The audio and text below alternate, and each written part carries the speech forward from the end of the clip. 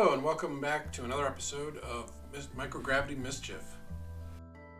Today I'm recording this video about 2 months into the KSP2 release. Unfortunately, even after the first patch, it's much more playable, but when you build large assemblies for big missions, it tends to bug out on you. And so in my opinion, I'm still waiting for it to become a little bit more playable. As when I try still, it leads just to an incomprehensible frustration for me. I just can't do it. So I am practicing for the future of KSP2 missions with a big mission. I have hijacked the Mars freight train assembly. I'm rebuilding it in this new image, a little bit smaller, and I'm going to use nuclear engines instead of conventional liquid oxygen and methane or hydrogen mix. I'm just going to use hydrogen and nuclear engines, as the ISP is much higher and you get more range out of it, so the assembly can actually be a little bit smaller and more realistic. So as we go here, the rear drag assembly is finished, and I am now going to be adding a bunch of reaction control wheels for the front assembly, or the booster assembly, and you can use a game exploit here to tuck those reaction control wheels into that booster to save space and make the appearance a little bit better. So here I'm just kind of fumbling around figuring out, which nuclear engine. I've got 2 nuclear engines which don't come stock with the game. I've got a couple mods in the game, so it's going to allow me to use a larger nuclear engine. I don't believe that they ever fixed with a patch the regular engine. When you use a large liquid fuel tank minus the oxygen, you tend to get cracking issues. So I'm using a conventional tank, but I'm removing the oxygen from it.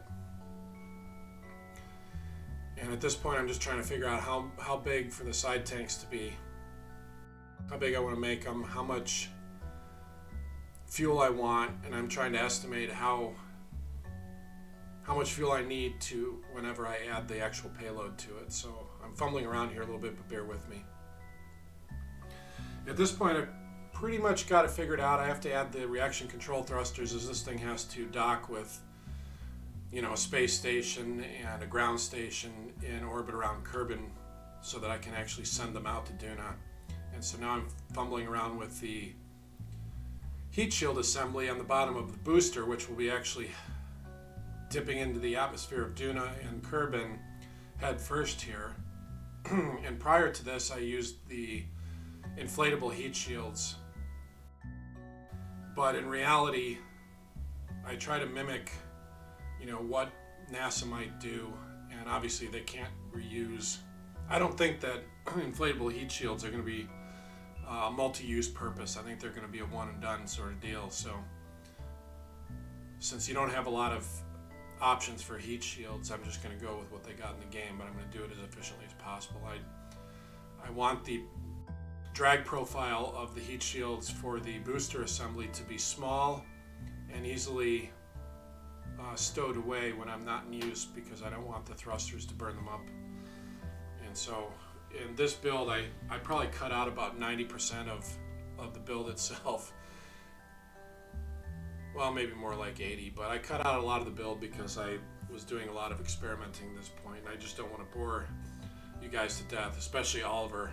When you watch this, I don't want to bore you. So now I'm working on that booster heat shield assembly. And I've actually gone with a different method that I've done before. I'm going to use the extendable piston. And eventually I just I minimize this assembly as you see it right now, so that I can tuck that piston up into the booster a little bit. I think right now I'm just experimenting with the concept.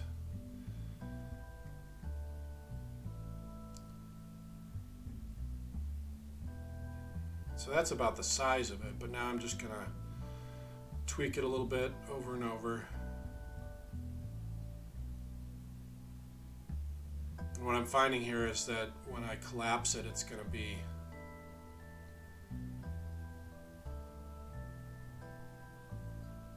into the engine a little bit. So I'm going to remove that stuff and just kind of tuck that piston in a little bit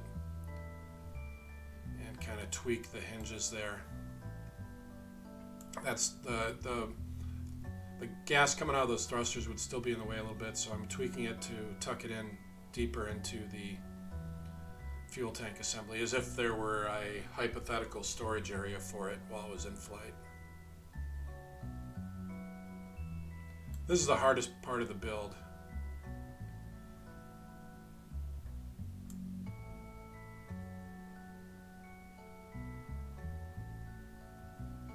And obviously I'm trying to assemble it so that the heat shields themselves actually cover a little bit more than the boosters there.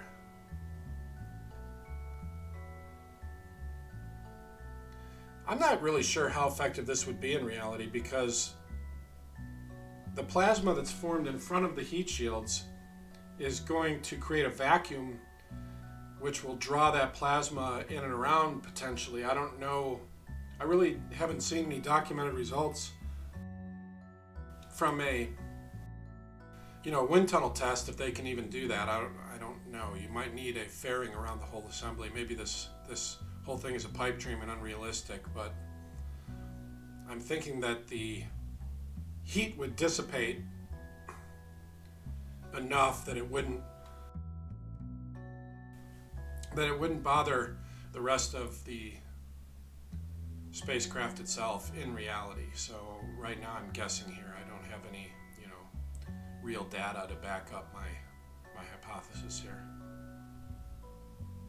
But really what I'm trying to do is just bring the reusability to space so that you're not spending $5 billion a launch like the Artemis program. I think that Starship is the answer to make it cost effective. So here I'm just programming all of the hinges and docking ports so that I can deploy and stow the heat shield with a few keystrokes as opposed to individually, which would be ridiculous and you guys would click off the video immediately.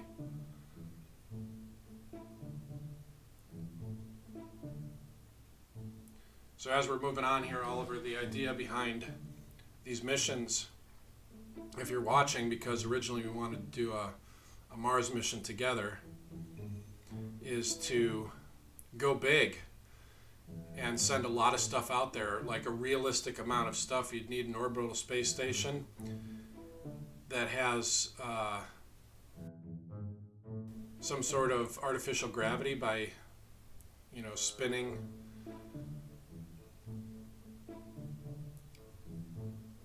and then you'd also need a large ground station. I mean, realistically, you can't put astronauts in a tiny confined space for 4 years. I mean, even submariners in the Navy, sometimes they go upwards of a year, maybe more, especially in wartime. But in non-wartime, I think people get stir crazy. So you need to give them a big livable space so that they just don't,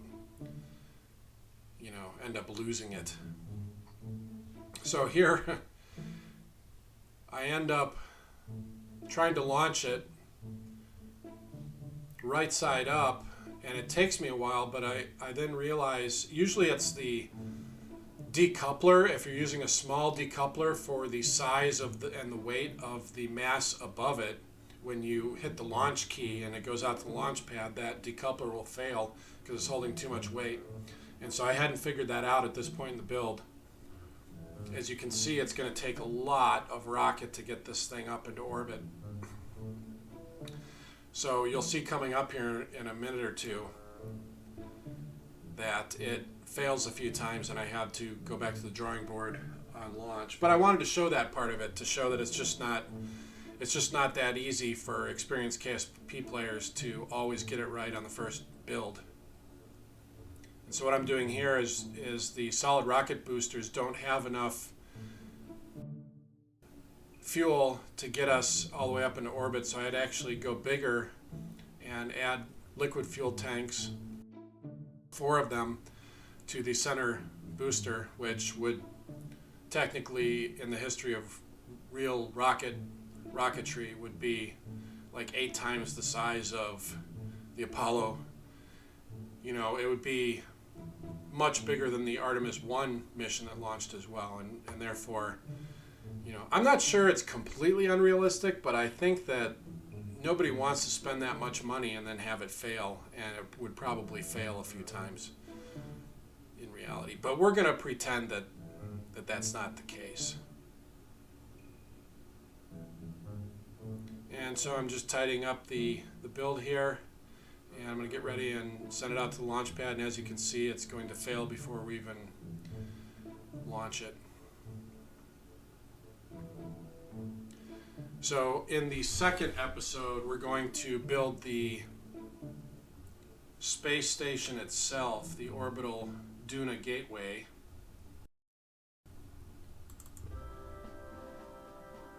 And we're going to launch it and dock it with this tugboat or freight train assembly that we're launching now. So, yep, it was too heavy, and at this point I thought it was that decoupler right there, so I end up strutting the heck out of it, thinking that that's the problem. But in reality, it's that one piston that's holding the entire heat shield assembly is taking all the weight of everything above it, and it just isn't working properly. So I think at this point I realize it, and I decide, oh man, I got to turn this thing upside down.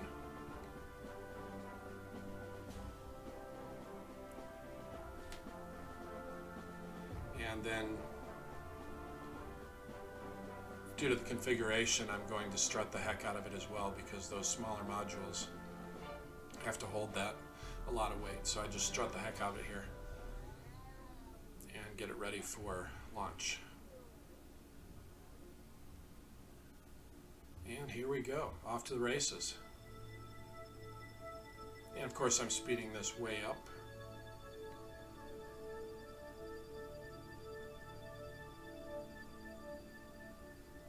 I'm going to put it up at about 150 or 160 kilometers, and that is so you get out of the atmosphere at Kerbin at about 70 kilometers. So the idea is that I want it to be about double that height, so that when I launch the next craft up there to dock with it, I have a little bit of room at a lower orbit to